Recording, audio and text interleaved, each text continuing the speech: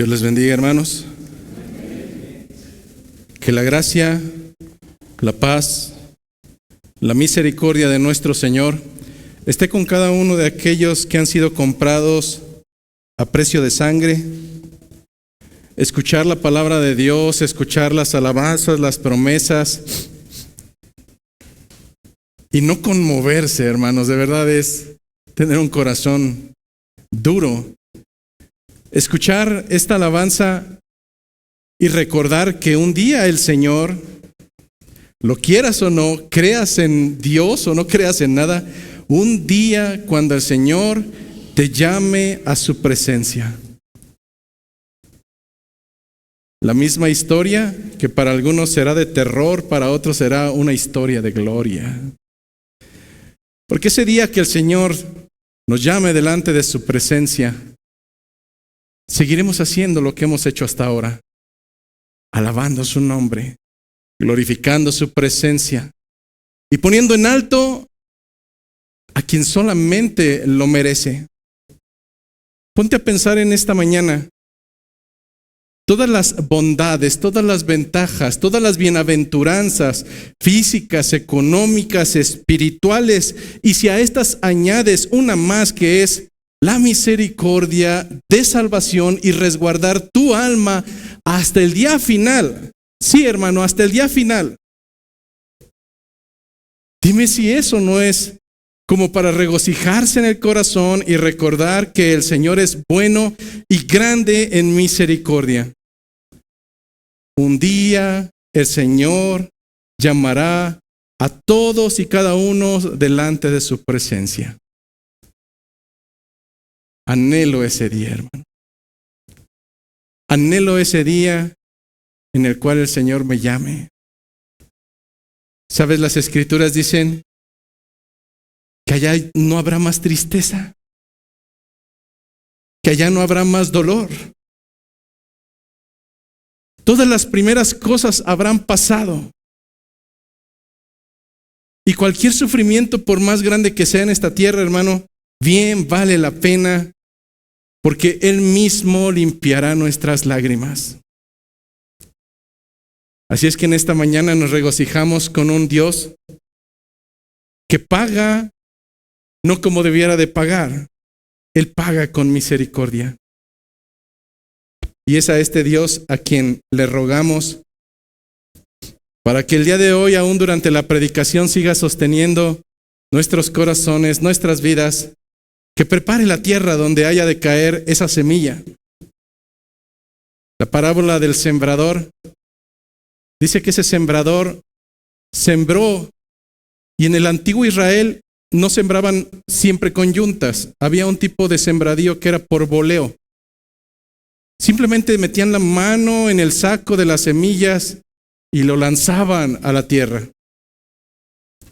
En ese sentido dicen las Escrituras que hubo semilla que cayeron en diferentes lugares, 4 en específico. Pidamos al Señor, porque de esos 4 terrenos solamente uno fue fértil, 1. Pidamos al Señor que extienda misericordia en esta mañana.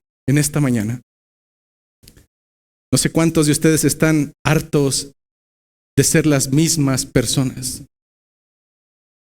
No sé cuántos de ustedes despiertan cada mañana y ven el monstruo que está dentro de su hogar, en su familia y delante de un espejo. Que el Señor extienda misericordia, porque solamente Él cambia corazones. Solamente Él transforma vidas. Y no lo hace por ningún otro medio, sino a través de su palabra. Por eso, hermanos, roguemos que en esta mañana su palabra sea viva y eficaz y más cortante que una espada de doble filo. Oremos, hermanos. Amado Señor, tú conoces los corazones. Tú conoces nuestras vidas. Y tú conoces, Señor, aún lo que sucede detrás de las cortinas en nuestros hogares. Y a lo largo de todos estos años, Señor, me he dado cuenta de una sola cosa. Y es que no hay ningún otro medio que pueda transformar el corazón empedernido y duro de cualquier ser humano en esta tierra, sino solamente uno, Señor. Y por convicción y experiencia propia puedo decir que cada esfuerzo humano es inútil, que cualquier ser que se crea competente para hacer lo bueno delante de ti, simplemente peleará como aquel que pelea contra su propia sombra. Pues solamente, Señor, a través de tu palabra, a ti te place, por medio de tu Espíritu, confrontar nuestras vidas y convencernos de pecado, de justicia y de juicio. Es por eso, Señor, que en esta mañana rogamos delante de ti que seas tú, Señor, que seas tú, solamente tú, quien tome control de lo que habrá de exponerse, para que sea tu palabra fiel y no mis pensamientos ni mi entendimiento, mucho menos mi necio corazón. Amado Señor, seas tú exaltado en esta mañana a través de la exposición de tu palabra. Te lo pedimos a través del nombre de Jesucristo. Amén. Tomen sus asientos, por favor.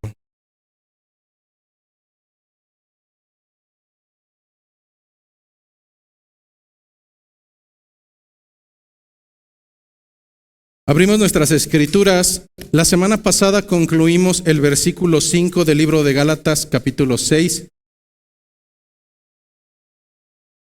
Y el día de hoy estaremos exponiendo un solo versículo, uno solo. Es por eso que vamos a nuestras escrituras, al libro a los Gálatas, capítulo número 6, versículo número 6. Gálatas, capítulo número 6, versículo 6.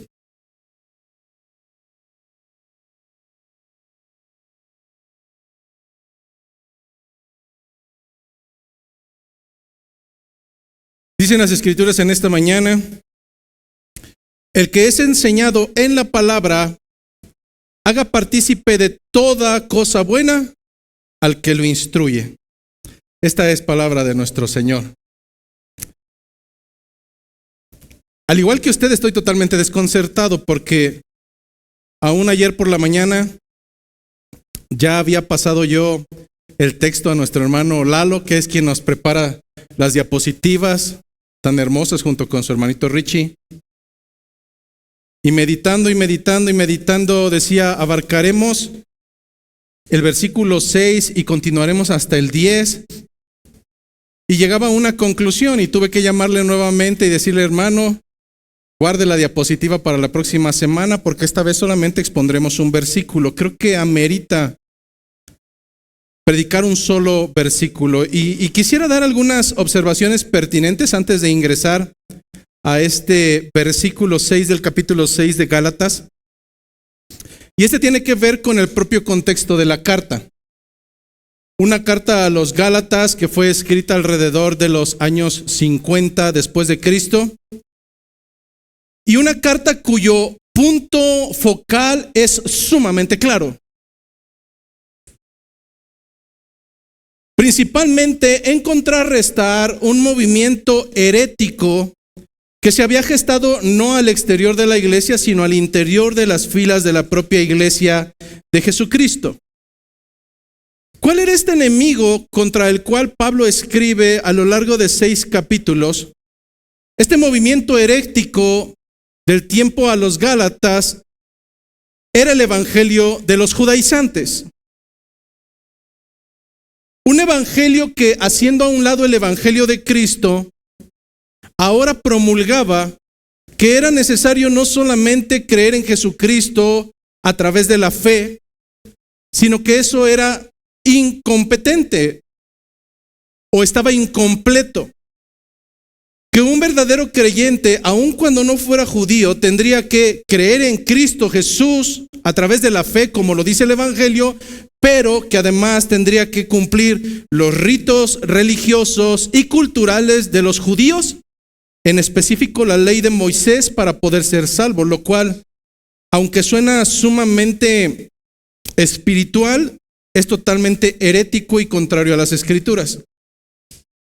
¿Por qué mencionamos que era otro evangelio? No que haya otros evangelios, parafraseando el mismo libro a los Gálatas, capítulo 1, versículo 7, lo que nos narran las Escrituras es que así como hoy en día, en aquel entonces surgieron en medio de la iglesia perturbadores que buscaban precisamente pervertir el evangelio de Cristo. Esa era su intención, esa era su misión en la vida.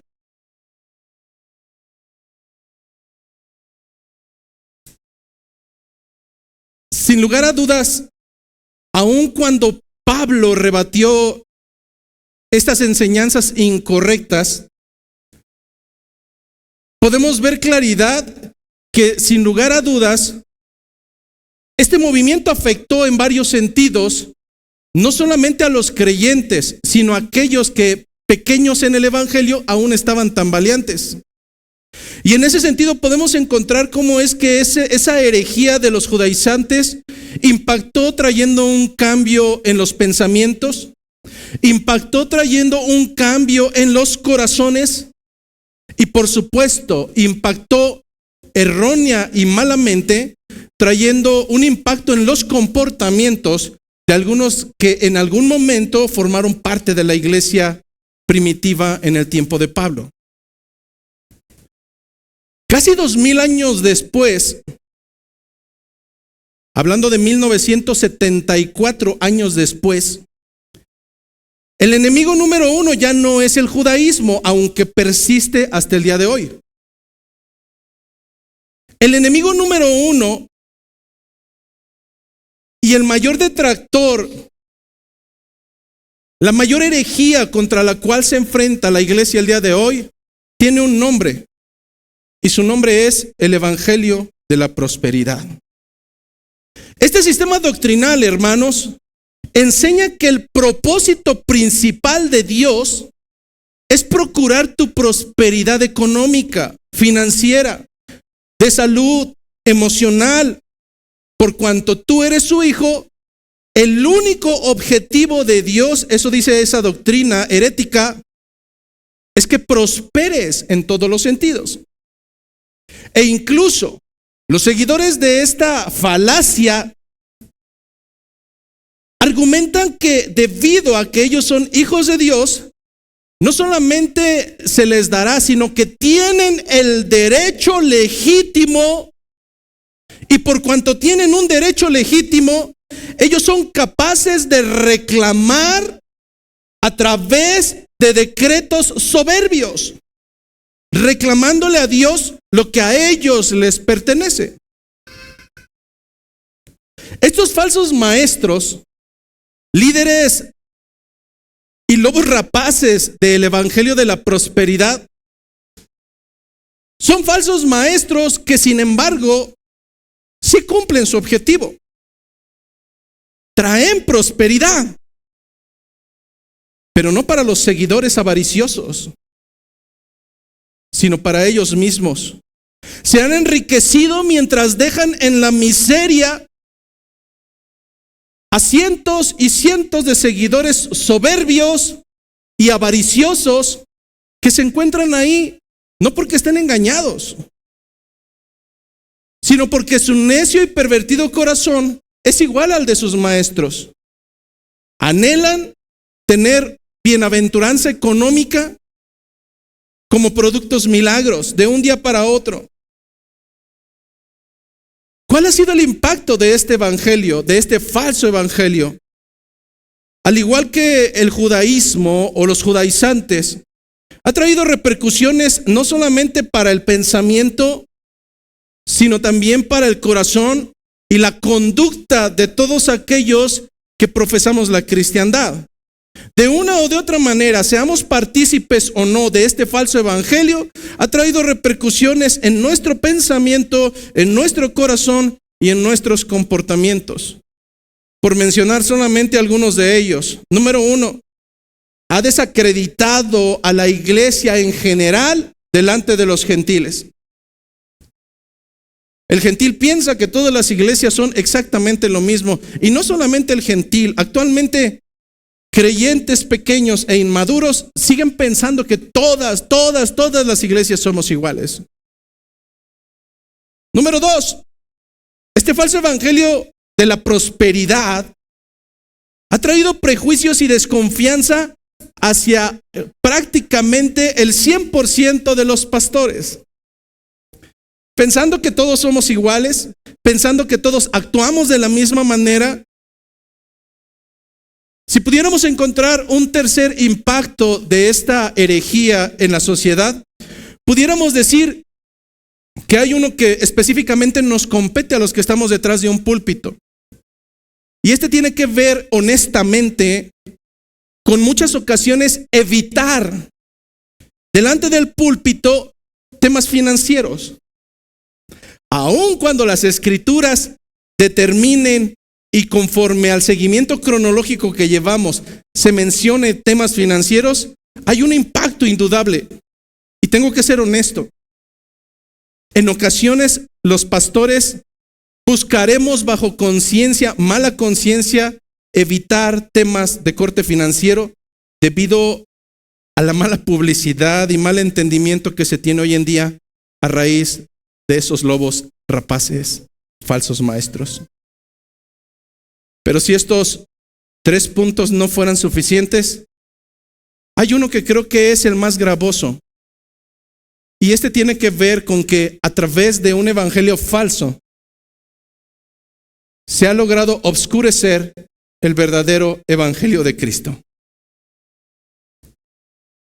La gente ahora, al escuchar evangelio, evangelistas, cristianos, lo único que piensan es, una bola de rateros más que quieren seguir subsistiendo a raíz de mi dinero. Lamentablemente así es. Sin embargo, hermanos, el hecho de haber solamente determinado un solo versículo para el día de hoy es para evitar caer en esa fosa de evitar temas que a final de cuentas son temas bíblicos. Sin embargo, hay un objetivo sumamente claro en esta mañana.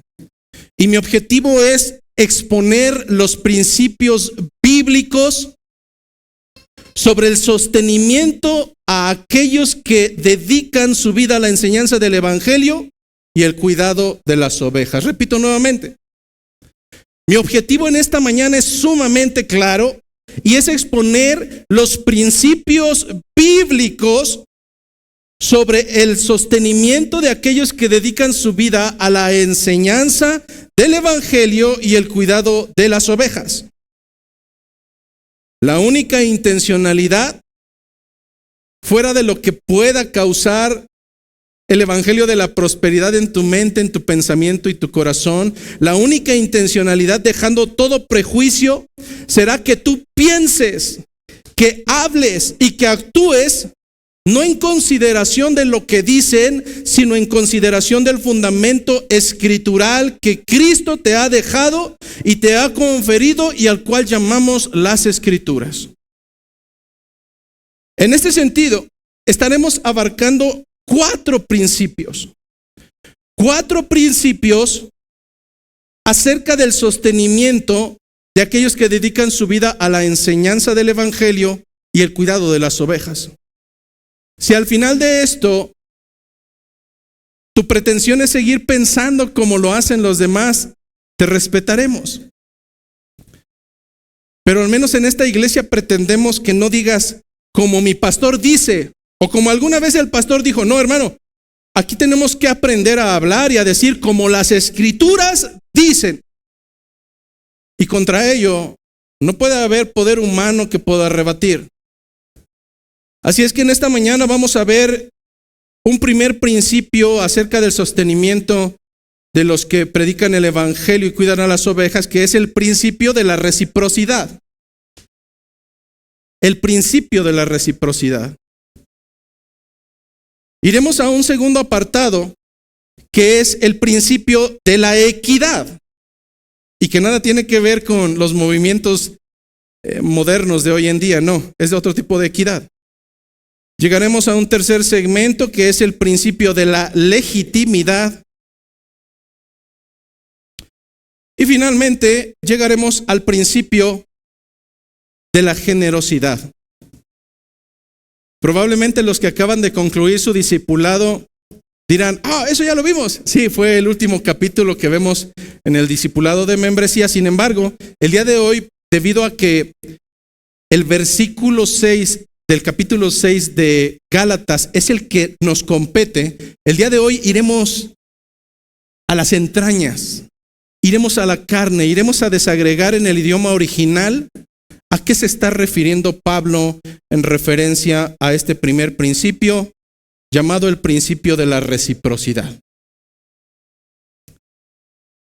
Cuando nosotros buscamos el concepto tal cual en nuestro propio idioma, nosotros encontraremos que reciprocidad no es otra cosa más que la acción de corresponder a una persona, es dar y recibir de forma mutua. Hablando específicamente de un ejemplo muy claro, usualmente y mayormente nuestras espositas o las mujeres terminan con su corazón totalmente quebrantado, porque ellas usualmente dan, ellas usualmente entregan, ellas usualmente están dispuestas a darse en todos los sentidos, pero usualmente no reciben. Ellas pueden dar todo su amor, todo su respeto, pero a veces su marido no lo hacemos así. En este sentido, nosotros no seríamos recíprocos, porque a veces como hombres somos malvados, nos gusta recibir, pero no estamos dispuestos a dar.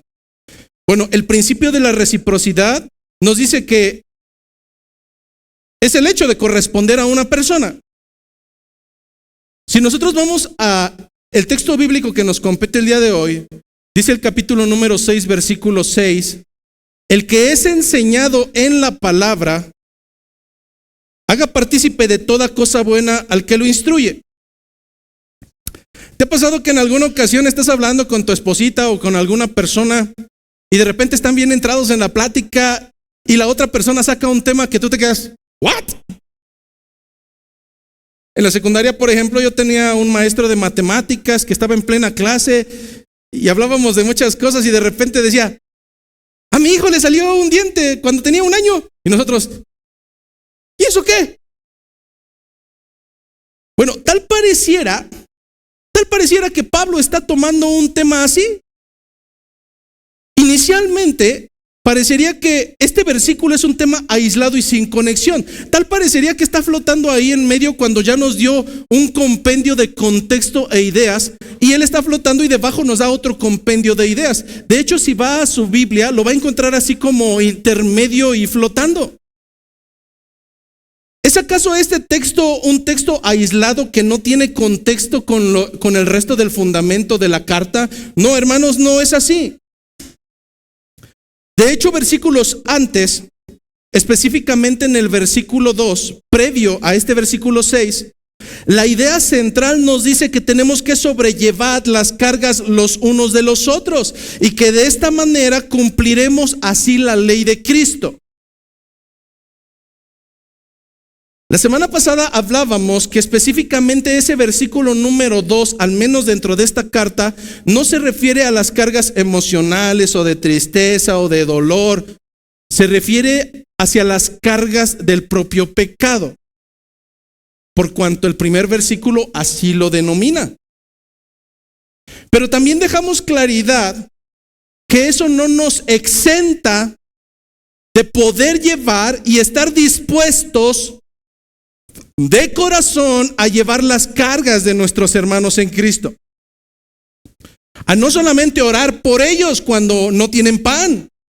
Ellos necesitan pan, dale de comer y ora por él. Bueno, llevar las cargas en un sentido amplio expresa el cumplir la ley. En este sentido, si nosotros recordamos Gálatas 5:14, dentro de esta misma carta, se nos dijo que toda la ley se reducía y se cumplía en estas palabras. Toda la ley, hablando de la naturaleza de justicia y de santidad en Deuteronomio. Toda la ley se resume en estas palabras: amarás a tu prójimo como a ti mismo.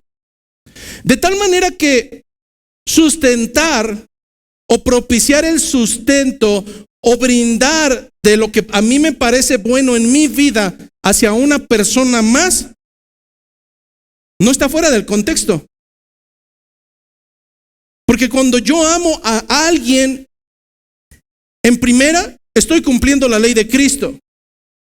Pero en segunda, estoy viendo que el mandato es totalmente concordante. No hay disparidad. Aunque no lo creas, los pastores de una iglesia, los diáconos de una iglesia, aquellos que dedican su vida entera, los misioneros, aquí entre nos, siguen siendo seres humanos.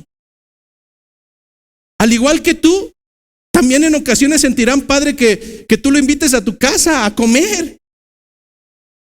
Al igual que tú, también terminará llorando en su cuarto cuando las cosas no van bien. Sí, hermanos, predicadores, diáconos, misioneros y hombres que dedican su vida al evangelio son seres humanos, siguen siendo seres humanos y seguirán siendo seres humanos. Pasan por hambre, pasan por pesadez, pasan por decadencia, al igual que cualquier ser humano. Por tanto, sobrellevad sus cargas y ayudar a sobrellevar sus cargas no está fuera de contexto. A veces pensamos que son super saiyajines. No, hermano. Seguimos siendo hombres pecadores que batallamos el resto de nuestros días con esa naturaleza caída. En ocasiones pasaremos por carnalidad, por hambre, peligro, hambre o desnudez. Pero tampoco tiene discordancia con el texto que posteriormente trataremos la semana entrante, si Dios lo permite. Porque después de este versículo 6 del capítulo número 6, se nos menciona, parafraseando el versículo número 9 y 10, que no debemos de cansarnos de hacer el bien. Que vendrán unos y patearán tu corazón, que vendrán otros y te apuñalarán por la espalda, que vendrán otros y no te darán reciprocidad, hermano, pero el llamado de un creyente, de un seguidor de Cristo, es a que no se canse de hacer el bien. Pero además dice el versículo 10, que hay un orden, así como Dios tiene un orden, hay un orden en no cansarnos, en el hecho de no cansarnos de hacer el bien. Y el versículo 10 de este mismo capítulo nos dice que según tengamos oportunidad, hagamos bien a todos. Pero después viene una coma muy importante. Y nos dice que hay una prioridad. Y nos dice que mayormente a los de la familia de la fe. Así es que aquellos chiraspelas que andan por las calles ayudando a la señora de la esquina y ahí queriendo ser la princesa de Calcuta, las escrituras nos dicen ciertamente que no te canses de hacer el bien, pero que hay una cuestión prioritaria. Mayormente tienes que ver por tu familia de la fe. Luego entonces este texto tampoco tiene discordancia, porque a final de cuentas, si hemos dejado claro que este hombre, este ser humano que se prepara durante la semana para trabajar y su trabajo se acaba en 1 hora, de la misma manera será susceptible a que hagas el bien con él. De la misma manera, según tengas oportunidad, sigue siendo parte de la familia. Es bien curioso porque a veces creo que le pasa, por ejemplo, al hermano Juan Manuel. Ves fotografías de su iglesia y todos se juntan. Y el Juanma por allá en el rincón, olvidado. Hermanos, tengan consideración de que sus pastores, porque pretendo que en algún momento haya otro u otros más, que el Señor siga levantando hombres en esta iglesia, pero son susceptibles de que hagas con ellos el bien. Son susceptibles porque a final de cuentas son parte de tu familia. Como hijos, a veces tenemos un mal hábito cuando somos pequeños. Y decimos, pero no le digas a mi papá, Parecería que a veces la iglesia es así. Ese no lo junten, ese no lo... Porque, no, hermano, seguimos siendo de la parte de la misma familia. En este sentido, Hay dos mandatos exclusivos dentro de este texto de la carta de Pablo. El primero de ellos es amar a nuestro prójimo como a nosotros mismos y hacer mayormente el bien a los de la familia de la fe. Así es que en este sándwich doctrinal, donde amar a mi prójimo es el pan de arriba y hacer el bien primeramente a los de mi familia de la fe es el pan de abajo, tenemos una pequeña rebanada de jamón que es el versículo 6. El que es enseñado en la palabra, haga partícipe de toda buena cosa al que lo instruye. Para poner un poco en sintonía el ejercicio de mi trabajo o el ejercicio del trabajo de los predicadores, no me gustaría decir qué es lo que pasa durante mi semana. Me gustaría mejor citar a dos hermanos de buen testimonio. Uno de ellos, Sugel Michelén, otro de ellos, Miguel Núñez. Sugel Michelén dice en su libro De parte de Dios y delante de Dios, narrando una historia, dice que en una ocasión un matrimonio llegó con él y le contó la siguiente historia. En la escuela de nuestro hijo, la maestra les preguntó qué quieren ser de grandes. Y el hijo de este matrimonio respondió inmediatamente: quiero ser pastor. Cuando le preguntó la maestra, ¿para qué quiere ser pastor? Él respondió, pues para tener más tiempo libre, para no hacer nada. Sugel Michelén responde en este texto: si algún día este niño llegara a ser pastor, espero que lo motive otra cosa. Porque lo cierto es que los pastores no suelen tener mucho tiempo libre. Y uno de los aspectos que más carga pone sobre nosotros, dice Sugel Michelén, es la preparación para predicar la palabra de Dios. Predicar es una tarea que demanda mucho esfuerzo y que puede llegar a ser abrumadora. Dice el autor: dedicas horas y horas y horas al estudio de la Escritura para entender el significado del texto bíblico. Y pasas unas cuantas horas más orando y pensando ahora cómo es que podrás preparar todo ese alimento para poder comunicarlo de la mejor manera y de la forma más eficaz. Culmina diciendo: después de predicar en el día del Señor, terminas exhausto física y emocionalmente, tal vez un poco frustrado porque el sermón no salió como esperabas, pero el lunes debes comenzar desde cero otra vez para el próximo domingo. La misma rutina, semana tras semana, mes tras mes y año tras año. El siguiente fragmento no lo anoté, pero lo recuerdo bien. Dice Sugel Michelén que hay una descripción para determinar la locura, y la locura es hacer lo mismo todas las ocasiones esperando un resultado diferente. Bueno, el pastor y el predicador o está loco o está tonto o realmente tiene un llamado de Dios, porque eso es lo que hará el resto de sus días. Hacer lo mismo semana tras semana, hacer lo mismo semana tras semana, mes tras mes, año tras año, esperando un resultado diferente.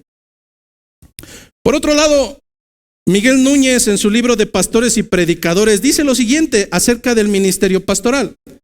Hablando acerca de algunas estadísticas de una editorial llamada Liveway, en un documento que se denominó como Christian Resource, en el año 2018 sacó algunas estadísticas en Estados Unidos. En Latinoamérica no las hay.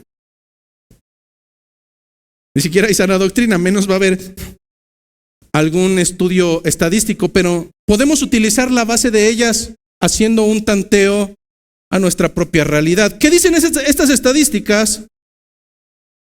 Dice que unos 1,700 pastores, alrededor de 1,700 pastores abandonan el ministerio cada mes en la nación de Estados Unidos.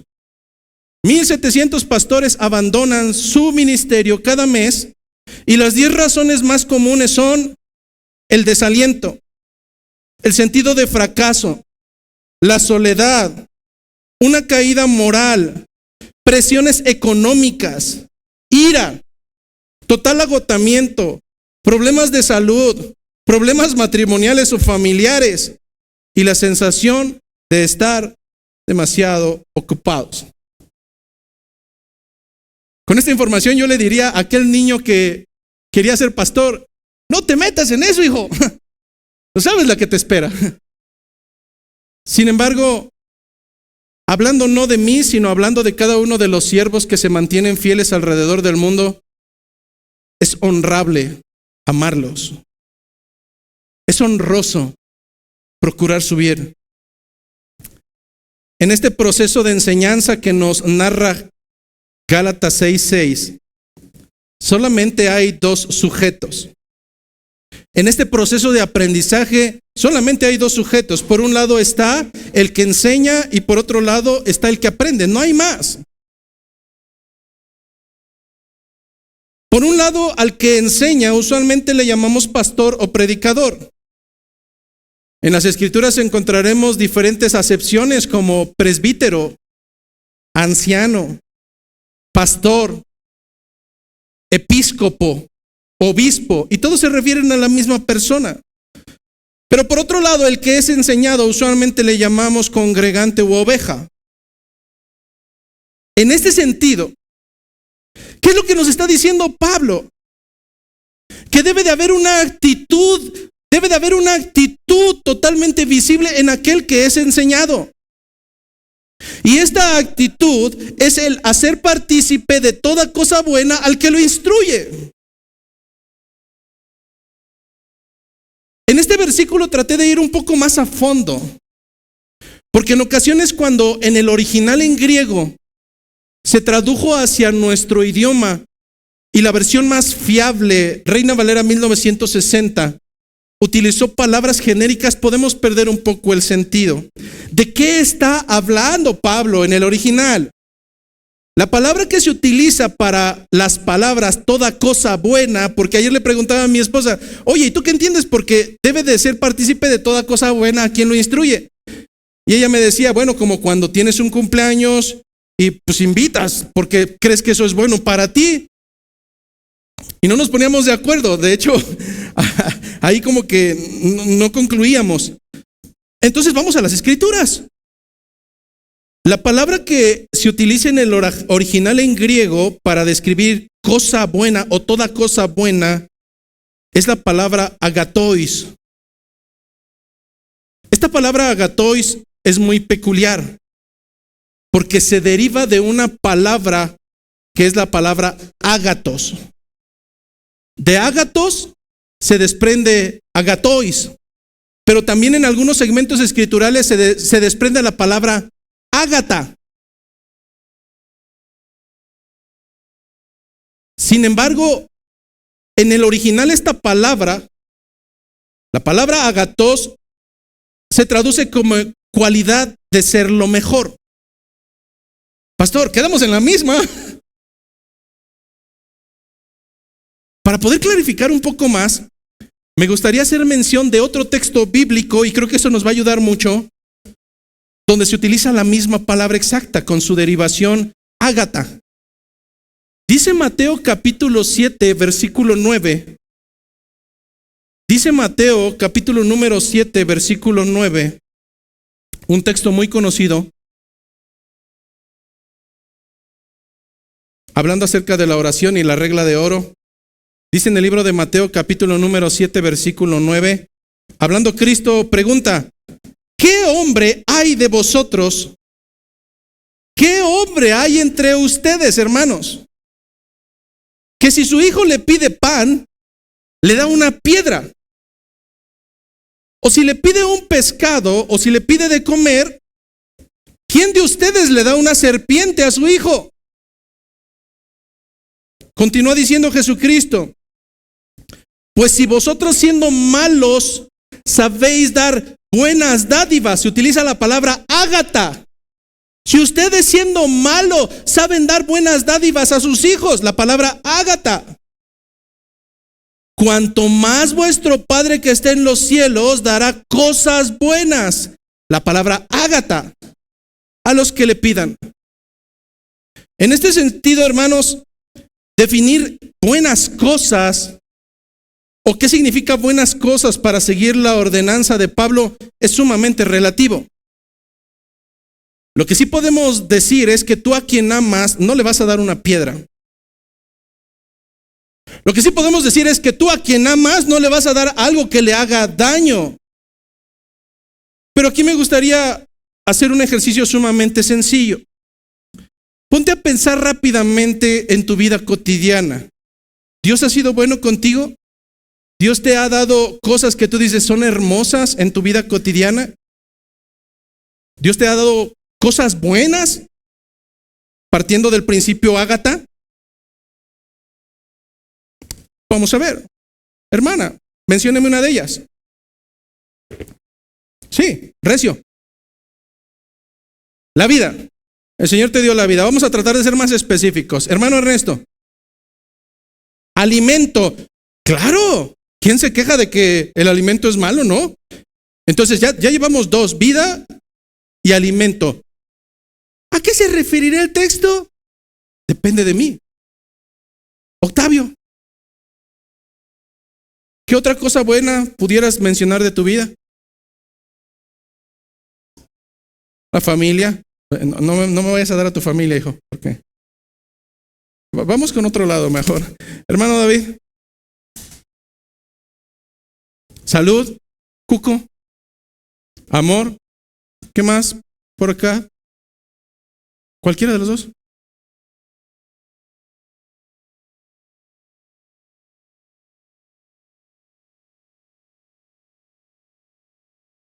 Claro. Uno diría, ay, malvados, yo no quiero que me paguen, el salario es malo. No, hermanos. Vemos, depende de cada uno determinar en concepción personal a qué se refiere con cosas buenas.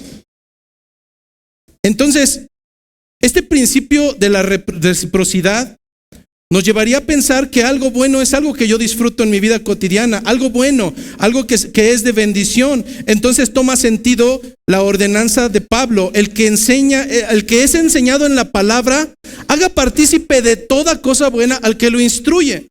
Entonces cuando hablamos del sentido o el principio de la reciprocidad, nos lleva a un entendimiento de que si nosotros recibimos instrucción espiritual en el contexto de una iglesia local, es justo. Hermanos, de verdad es justo. Bíblicamente es justo retribuir a los que se apartan de sus labores cotidianas para alimentar nuestras almas. Pero no es el único principio que aparece en el fundamento bíblico. Tenemos un segundo principio que es el principio de la equidad. Y no me gustaría que trajeran su pensamiento modernista. Vamos a ver qué es equidad. El principio de la equidad para el sostenimiento en el Evangelio nos dice en la Real Academia Española que la equidad es una cualidad que nos mueve a dar a cada quien lo que merece, sin exceder, pero tampoco sin disminuir. Pastor, yo no entiendo el sentido de la equidad. Te lo voy a poner bien sencillo. La gran mayoría de ustedes trabaja 8 horas en una empresa, en una industria o en algún lugar. Si tú trabajas 8 horas, ¿cuántas horas pretendes que te pague tu patrón? ¿2? ¿1? No, el sentido de la equidad me dice que debe de pagarme proporcionalmente de acuerdo a lo que yo he trabajado. En este sentido, imaginemos por un momento el postulado que los congregantes, las ovejas, sale de primero. Y nuevamente, no me estoy centrando en esta iglesia, me estoy centrando en todas las iglesias. ¿Qué es lo primero que sale por la boca de un creyente, de un congregante? Ay, bueno, sí hay que ayudarlos, pero según lo que diga nuestro corazón. ¿Te imaginas si ese fuera el postulado con el cual te paga tu jefe? Te diría, bueno, te voy a pagar, trabajaste 8 horas, pero te voy a pagar de acuerdo a lo que nazca en mi corazón. Entonces en mi corazón no me nace darte nada. Te pararías de pestañas. Porque está bien allá, pero no está bien aquí. En este sentido, ¿qué nos dice la Escritura? No qué dices tú, no qué dice el mundo, no qué digo yo, ¿qué nos dice la Escritura? En 1 de Timoteo, capítulo número 5, versículo 17. 1 Timoteo, capítulo número 5, versículo 17, en un segmento que se subtituló Deberes hacia los demás, nos dice cómo se debe de obrar en relación al tema que estamos tratando. Versículo 17. Los ancianos que gobiernan bien sean tenidos por dignos de doble honor, mayormente los que trabajan en predicar y enseñar. Nuevamente, pastor, ahí dice honor. No está diciendo que debemos de sustentar a alguien. Este es uno de los casos donde la palabra utilizada se utilizó como honor.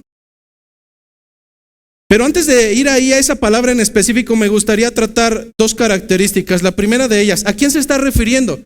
Se está refiriendo a los ancianos, a los pastores, a los episcopos, a los presbíteros, a la misma persona a la que se nombra en Gálatas capítulo 6, versículo 6. A los que dedican su vida a enseñar la palabra y a pastorear a las ovejas. Pero después viene una segunda característica. Porque así como hay buenos trabajadores, también hay muy malos trabajadores. En los cerca de 18 o 20 años que trabajé en recursos humanos, si tú me preguntaras, bueno, de estos 10 pelados que están a tu cargo, ¿a quiénes le pagamos? Yo diría, nada más a este, porque los demás, córrelos. De verdad, hermano, sí. Así como hay buenos trabajadores, hay malos trabajadores. Bueno, aquí entre nos, así como hay buenos pastores, también hay pastores que son una vergüenza. Perezosos, que no escudriñan las escrituras, se fusilan una predicación de alguien más y llegan a decir una sarta de tonterías, que se justifican en el hecho de decir, bueno, yo no voy a escudriñar a mí lo que me dé el Espíritu de Dios. Ese es el mayor respaldo para un perezoso holgazán. Así como hay buenos pastores y así como los ubicamos en nuestro pensamiento, que cuidan a las ovejas, que se preocupan por ellas, que las atienden, que las cuidan, que las aman, también hay hijos de Satanás detrás de los púlpitos. La indicación que me está dando 1 Timoteo 5:17 es para los ancianos que gobiernan bien. Nuevamente, esto es supeditado a mi propia percepción. Tenemos que ser muy honestos, hermanos, y saber identificar cuando alguien hace su trabajo y lo hace bien y cuando alguien no está haciendo nada. 5:17 de 1 Timoteo me dice, los ancianos que gobiernan bien sean tenidos por dignos de doble honor. La palabra utilizada en este contexto, la palabra dignos de doble honor, es la palabra griega timé. Y es curioso porque dependiendo del contexto, la palabra timé se puede significar honra, se puede significar precio o salario, o puede significar valor.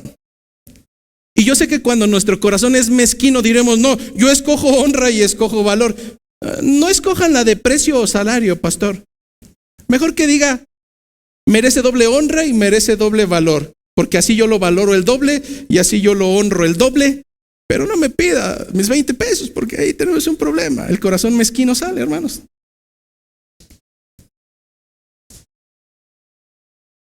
Entonces diría que los que trabajan bien, los ancianos que gobiernan bien, sean tenidos por dignos de doble salario. Mayormente los que trabajan en predicar y enseñar. No en todas las iglesias la misma persona enseña y predica. Hay algunos que les tocará predicar una vez al mes, una vez cada 2 meses y dirán, ese es mi trabajo. Habrá otros que digan, mi trabajo es enseñar, buscar espacios para procurar el crecimiento espiritual de mujeres, de hombres, de niños. Eso harán. Bueno, habremos otros que decimos, pues ya estamos en esto, vamos a darle a todo. En este sentido, hermanos, ¿cuál es el contexto de 1 Timoteo 5:17? El contexto lo encontramos un versículo después. 1 Timoteo 5:18. Para poder decir que la palabra utilizada en honor es salario, el versículo 18 dice, pues la escritura dice, no pondrás bozal al buey que trilla, y y digno es el obrero de su salario. En aquel entonces se molía, había unas piedras, recordarás que se menciona cuando alguien hace tropezar a alguien en la iglesia, cuando alguien causa que otro peque en la iglesia, dice, mejor te valdría ponerte una piedra de molino de asno en el cuello, atarte y lanzarte a lo más profundo del mar. Esa piedra de molino de asno pesaba 3/4 de tonelada, 750 kilogramos promedio. Y usualmente se utilizaba como si fuera una llanta con un eje atado a un centro donde era tirado por bueyes. Esos bueyes tendrían que estar atados ahí y darle vuelta a esa rueda y en la cual se iba a tirar el trigo para que se descascara, para que se pudiera ocupar. Entonces lo que está diciendo Pablo en este segmento, citando un texto bíblico de Jesucristo y un texto bíblico del Antiguo Testamento, es: ¿acaso a un buey, hablando de los animales, a un buey que está trillando todo el día, que está trabajando, le vas a poner bozal para que no coma de lo que está haciendo? No. Eso sería ilógico. Pero Pablo deja claridad que no está hablando de los bueyes, que no está hablando de los animales, está hablando de los que están enseñando. Y entonces reitera, digno es el obrero de su salario. Más adelante en 1 Corintios 9, no vaya hacia allá, más adelante lo tocaremos, vuelve a reiterar, ¿tiene Dios cuidado de los bueyes? Es decir, se habló de esto para referirnos a los bueyes. Versículo 10 de 1 Corintios 9. O lo dice enteramente por nosotros, hablando como expositor. Él mismo responde y dice, pues por nosotros escribió, porque con esperanza debe arar el que ara, y el que trilla con esperanza de recibir del fruto. Si nosotros sembramos entre nosotros lo espiritual, dice Pablo, ¿es gran cosa si segáremos de vosotros lo material?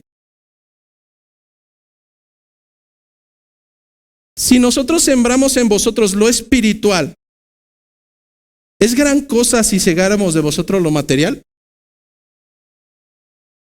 Así es que este segundo principio, el principio de la equidad, no necesariamente es doble salario, pero sí una compensación generosa y digna en los que muestran excelencia, en los que muestran dedicación, en los que muestran esfuerzo en sus labores ministeriales. En otras palabras, una compensación de acuerdo con la labor realizada. Principio número 3, el principio de la legitimidad. ¿Alguna vez has escuchado de que, usualmente yo lo leo en las páginas de Facebook, esos pastores diezmeros, y ya nos llevaron a todos entre las patas, esos flojos, y utilizan palabras muy groseras, que se pongan a trabajar, pues. Ok. ¿Acaso no han visto que Pablo construía tiendas? Sí. Pero ¿acaso no has visto que era el único? Y él deja más adelante claro el por qué. Y que deja claro que es un derecho para todos los que hacen ese mismo trabajo. Entonces, el principio de la legitimidad, hablar de legitimidad como el tercer principio, es un adjetivo para calificar aquello que es justo, aquello que es lícito, aquello que es legal, aquello que está apegado a la ley. Si usted sale y pone cubetas en sus estacionamientos, ¿será legal? ¿Será lícito? No, la ley no, me dice que eso no es legal, que no es lícito, aunque tú los quieras poner. Yo tengo unas vecinas que lo hacen y no es legal. Pero en este sentido, legítimo es igual a apegado a la ley.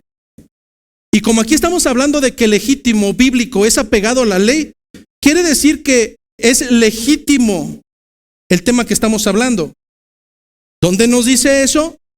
En 1 Corintios, capítulo número 9, versículo 4 al 14. Vamos ahí, por favor. 1 Corintios, capítulo número 9, versículo 4 a versículo 14.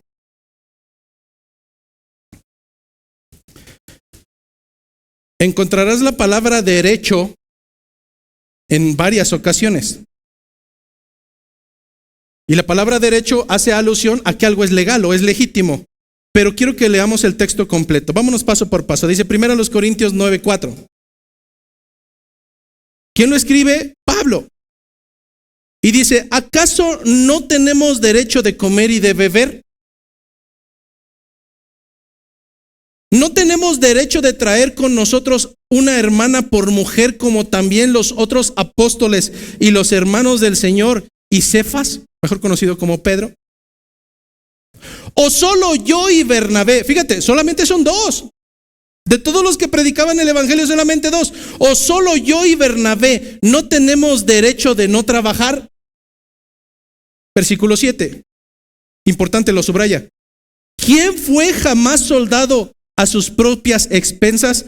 En otra traducción nos dice, ¿quién fue jamás soldado con sus propias finanzas? ¿Quién planta viña y no come de su fruto? ¿O quién apacienta el rebaño y no toma de la leche del rebaño? Versículo 8. ¿Digo esto solo como hombre? Es decir, ¿sale de mi pensamiento? ¿Se me ocurrió? ¿No dice esto también la ley? Porque en la ley de Moisés está escrito, no pondrás bozal al buey que trilla. ¿Tiene Dios cuidado de los bueyes? O en otras palabras, ¿está hablando del cuidado de los bueyes Dios? ¿O lo dice enteramente por nosotros, por los que predicamos, por los que cuidamos el pueblo? Pablo se responde, pues por nosotros escribió, porque con esperanza debe arar el que ara, y el que trilla con esperanza de recibir del fruto. Si nosotros sembramos entre vosotros lo espiritual, ¿es gran cosa si segáramos de vosotros lo material? Si otros participan de ese derecho sobre vosotros, ¿cuánto más nosotros? Concluye diciendo Pablo, hablando de él y de su compañero, pero no hemos usado de este derecho. Es decir, ¿es lícito? Lo puedo hacer, pero yo y él no lo hacemos, solamente dos, sino que lo soportamos todo por no poner ningún obstáculo al evangelio de Cristo. ¿No sabéis que los que trabajan en las cosas sagradas comen del templo y que los que sirven al altar del altar participan?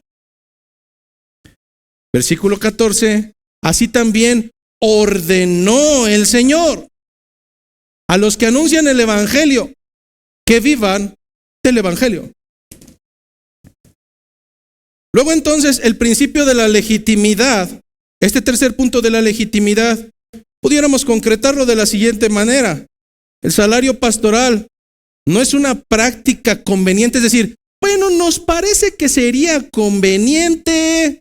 No, no es eso.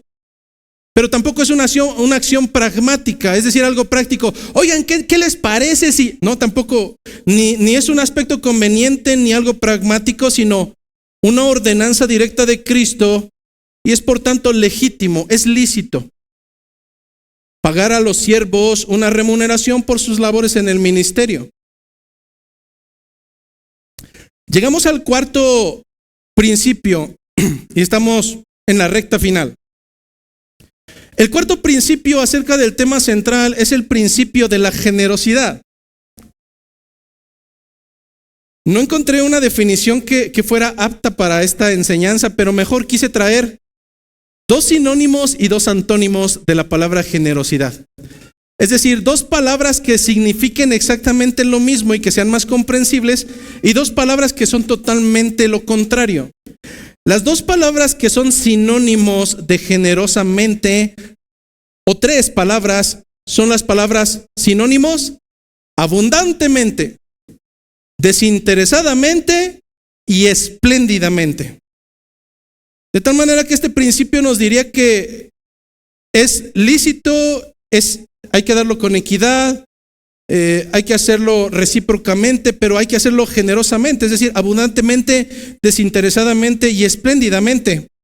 Yo sé que ya algunas mentes perversas ya están ahí maquinando, de seguro nos quiere exprimir. Piensa lo que quieras, esa no es mi intención. Pero déjame terminar y vamos a culminar esta predicación. ¿Cuáles son los dos conceptos contrarios o antónimos de la palabra generosamente? Encontré dos. Uno de ellos es tacañamente y otro escasamente. De tal manera que de lo que no nos está hablando aquí es de que debe de ser un sostenimiento tacaño ni escaso. Pastor, esto sí se lo sacó de la manga, no puede tener fundamento. Claro que sí. Filipenses capítulo 4, versículo 14 al 19. Por cuestiones de tiempo solamente tomamos un versículo para cada uno de estos segmentos, pero si usted quisiera ahondar más, hay demasiado fundamento bíblico para ello. Filipenses capítulo 4, versículo 14 al 19.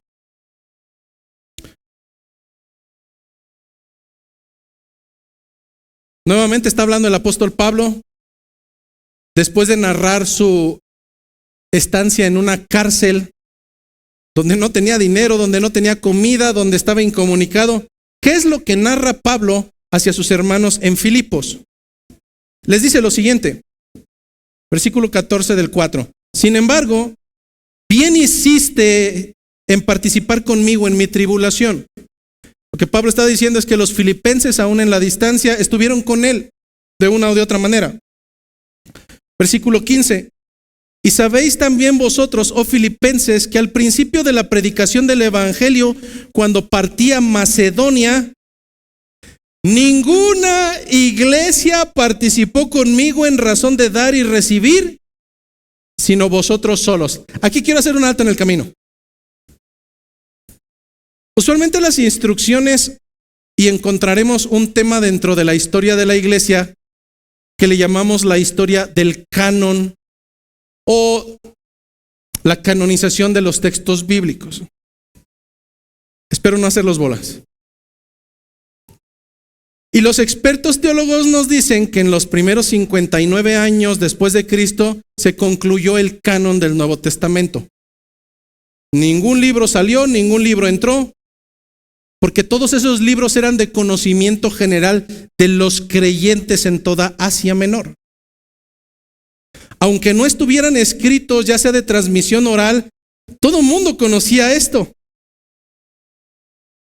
¿Acaso los hermanos en otras naciones o en otras iglesias no sabían que Pablo estaba pasando por necesidad? Aquel que había ido hasta sus naciones, sorteando peligros de muerte, peligros de golpe, latigazos. ¿Acaso todos aquellos que fueron beneficiados a raíz del trabajo de Pablo no estaban conscientes y seguros de que Pablo estaba pasando por una situación de cárcel y estaba pasando por una situación de necesidad extrema? Por supuesto. Pero nuevamente ahí, hermanos, las cosas del Señor en el fundamento neotestamentario no pueden ser por obligación. Tienen que salir de aquí y lo vamos a ver al final. Pero Pablo está dejando claridad y sabemos la historia de la evangelización a raíz de los viajes misioneros de Pablo, que fueron decenas de pueblos que fueron beneficiados a través del evangelio, la predicación del evangelio de este hombre misionero. ¿Y quiénes respondieron? ¿Quiénes atendieron a su necesidad? Solamente unos. Solamente unos. Pablo pues entonces está dejando claro, ninguna iglesia participó conmigo en razón de dar y recibir, sino vosotros solos. Solamente ustedes, hermanos en Filipos. Pues aún a Tesalónica me enviasteis una y otra vez para mis necesidades. No era la primera vez que lo atendían. Esa era su naturaleza de los filipenses. Un corazón limpio, un corazón desprendido, un corazón que había comprendido el evangelio. Versículo 17. No es que busque dádivas, no es que busque que me mantengan, no es que busque que me den sus restos, hermanos, sino que busco fruto que abunde en vuestra cuenta. Versículo 18. Pero todo lo he recibido, todo ese apoyo, todo lo que ellos habían enviado, y tengo abundancia. ¿Qué hicieron los filipenses? ¿Pichicatearon?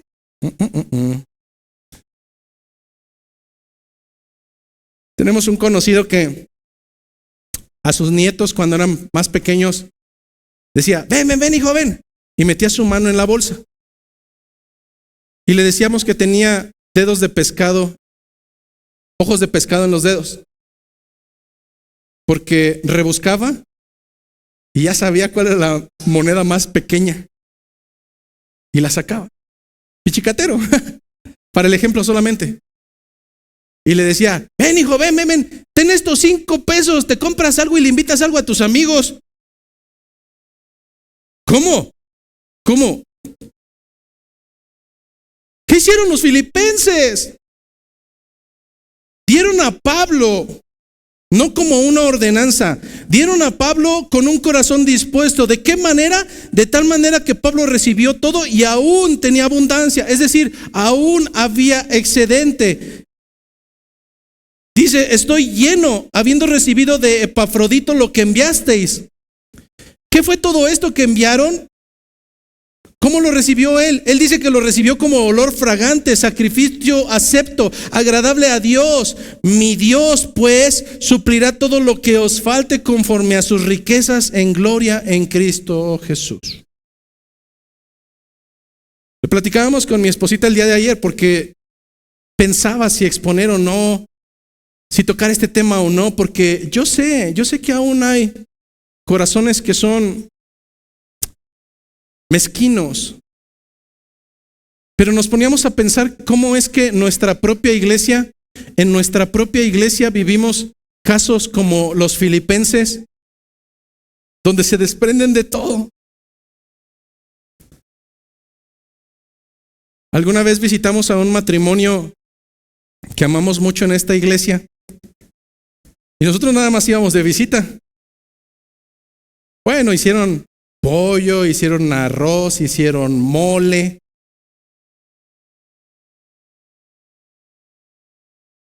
Y después abrieron las alacenas y les dijimos, ya nos vamos.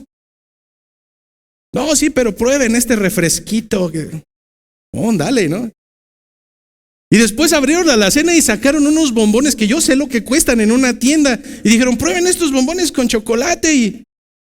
¡ay, qué ricos! Llévenselos, llévenselos. Bueno, todavía después de eso, ¿qué más? Pistaches, cocas. Bueno, salimos así de esa casa. ¿Quién los obligó? ¿Quién los obligó? ¿Quién los amenazó? Es porque es el pastor y ya ven que si no le dan, va a hablar. No, eso no sucede aquí, hermano, de verdad. Si vas a inventar historias, invéntate historias que tú te creas y que todos te crean, pero aquí no, hermanos. Pero lo único que vemos en ese tipo de matrimonios y en ese tipo de familias es un corazón tratado por el Señor que es capaz de dar sin recibir.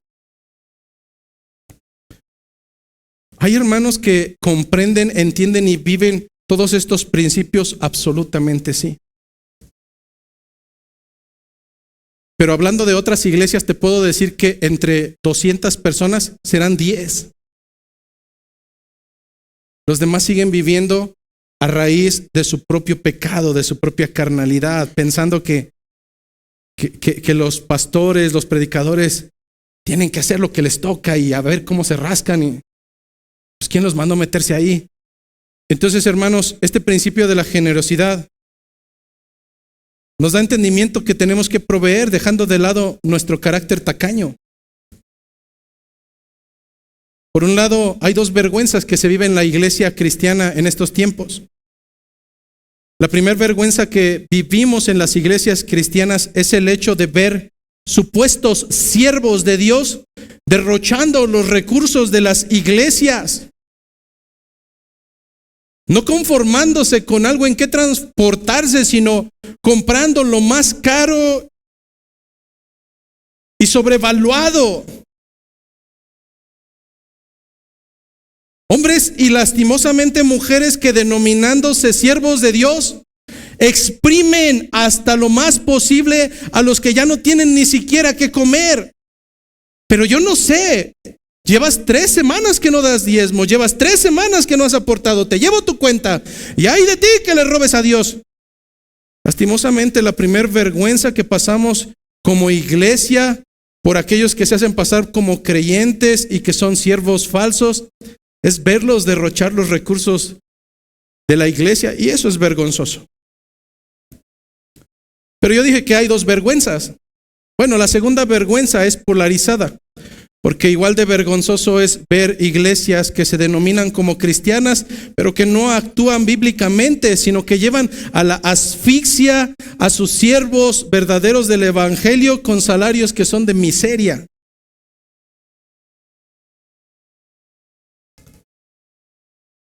Sabemos de iglesias que quieren un pastor de tiempo completo, pero pues, con 500 pesos sobrevive cualquier persona a la semana. ¿De qué se queja? Entonces, son ambas vergüenzas, pero si tú recuerdas, y aquí voy con las observaciones finales, hubo un objetivo planteado desde el principio. Y el objetivo planteado desde el principio era el exponer los principios bíblicos en relación al sustento de aquellos que dedican su vida a la enseñanza del evangelio y el cuidado de las ovejas. Dejé claro también al principio de esta predicación que no hay una intencionalidad dolosa, aunque lo pienses, de verdad, hermano, no es así. La única intencionalidad a raíz de esta predicación, que era lo que continuaba en Gálatas, es que a partir de este momento pienses, hables y actúes bíblicamente y no como el resto de los demás.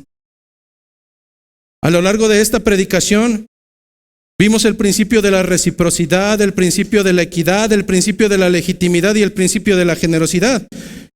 Y esencialmente nos centramos en el que compete al texto que nos correspondía el día de hoy. Sin embargo, tengo que dejar claridad que estos 4 principios son regidos por algo superior.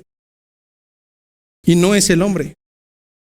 Estos 4 principios son regidos por algo que conocemos como la ética del reino de los cielos. Tú la encontrarás en el libro de Mateo, de los capítulos 5, 6 y 7, y lo conocemos como el Sermón del Monte, predicado por Jesucristo. Y en ese Sermón del Monte dejaría claridad que a partir de ese momento sus seguidores tendrían que ser superiores incluso a los fariseos. Porque mientras los fariseos seguían la ley como obediencia y como ordenanza, a partir de ese momento los verdaderos seguidores de Cristo tendrían que hacerlo con las intenciones correctas en el corazón. Jesucristo dejaría claridad que estos 2 principios o estos 2 pactos no son vigentes al día de hoy. El día de hoy, hermanos, si nosotros seguimos caminando bajo la ley, bajo el cumplimiento de la ley mosaica, estamos en un error doctrinal garrafal, porque no somos judíos. Mas, sin embargo, al momento de decir que caminamos bajo la gracia, lo único que tenemos como entendido es que nuestro actuar debe de ser como proveniente de intenciones correctas del corazón. Por tanto, estos 4 principios que hemos expuesto el día de hoy son preceptos que solamente van a poder ser vividos en libertad por aquellos que en verdad han nacido de nuevo, por aquellos que ahora tienen un corazón nuevo, no un corazón mundano. En el libro de Ezequiel, y con esto voy a ir concluyendo, en el libro de Ezequiel capítulo 36, no lo busques porque solamente voy a parafrasear algunos conceptos.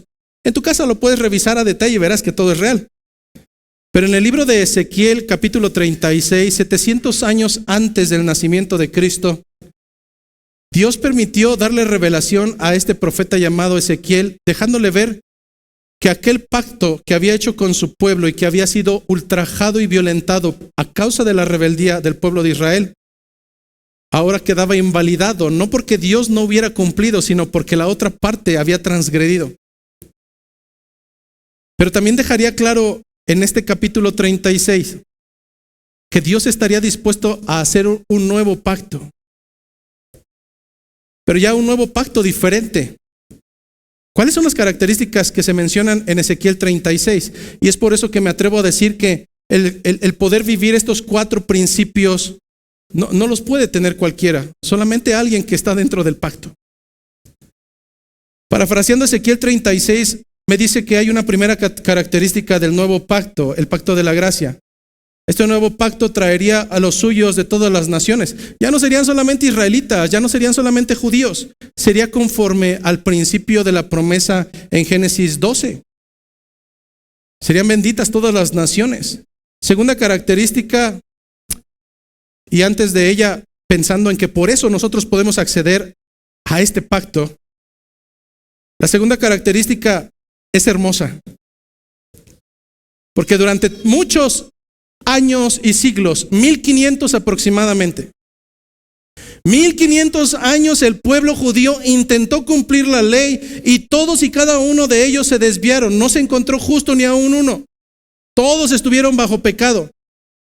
Pero la segunda característica de esta profecía de Ezequiel acerca del nuevo pacto es que dijo Dios a su pueblo que les daría un corazón nuevo. Que les daría un corazón nuevo después de haber quitado su corazón viejo que por cierto era de piedra. De tal manera que en el nuevo pacto, un verdadero hijo de Dios nacido de nuevo no puede tener un corazón de piedra, no puede tener un corazón tendiente a la carnalidad. Tercer característica de Ezequiel 36, y esta es hermosa y fastuosa. No solamente haría un pacto, sino que en este nuevo pacto el mismo Dios pondría dentro de los suyos a su propio espíritu. Así es, hermanos. Nosotros no cantamos espíritu, ven, porque la profecía nos dice que el Señor ya ha puesto y nos ha sellado con las arras de su espíritu. Que un hombre o una mujer nacido de nuevo tiene un nuevo corazón y no anda conforme a sus andanzas. He aquí todas son hechas nuevas y por consiguiente lo hace no por sus fuerzas, sino porque Dios ha depositado dentro de él y lo ha sellado a través de su espíritu mismo. Y luego entonces, el cumplimiento de esta profecía.